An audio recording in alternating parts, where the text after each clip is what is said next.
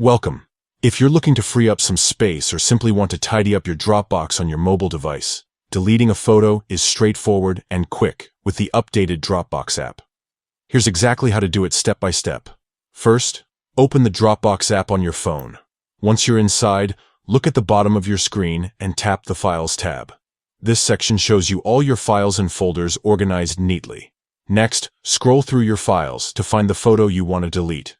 When you found the photo, look just to the right side of its name for the three dots icon. This represents more options. Tap those three dots, and a menu will appear with several choices. Among them, find and tap Delete. The app will ask you to confirm that you want to delete the photo. Simply confirm your choice, and the photo will be removed from your Dropbox account across all your devices. That's it. Deleting photos in Dropbox's mobile app is that simple.